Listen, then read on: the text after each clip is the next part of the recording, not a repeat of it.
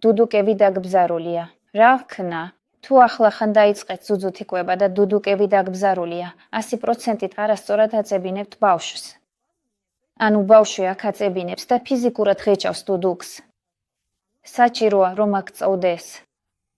ამ დროს დუდუკი გადადის იმის ცილის მხარეს და ტკივილი ნაკლებად იგრძნობა. მნიშვნელოვანია. გასწორეთ ბავშვის სწორად წებება, გამოიყენეთ ლანოლინის შემცველი საშუალებები და ხშირად ცვალეთ ძუძუ. დაიმახსოვრეთ, რომ დაზიანებული ძუძუთით შეიძლება და საჭიროა კვება, რადგან ყველაზე კარგად რძეს ბავშვი წოვს. ამიტომ აწებინებთ, ტკივილი ამ შემთხვევაში უკვე ბლაგვი და ასატანია. 10-მდე დაითვალეთ. ტკივილი უნდა გაქრეს. ესე იგი სწორად მიაწებეთ. თუ მაინც გტკივათ და ძუძუს თავს გრძნობთ, მაშინ ამოიღეთ ძუძუ და თავიდან მიაწებინეთ. მაგრამ თუ ამ შემთხვევაშიც ძალიან გტკივათ, დროებით გამოიყენეთ ძუძუს თავის საფარები. და როცა ძუძუს სწორად აწებინებთ, შვიდად აჩმევთ და უცებ ტკივილი გაჩნდება, ან კიდევ ბზარი გაჩნდება, ეს ნიშნავს, რომ ძუძუზე სოკო გაქვთ. სასწრაფოდ მიმართეთ სპეციალისტს.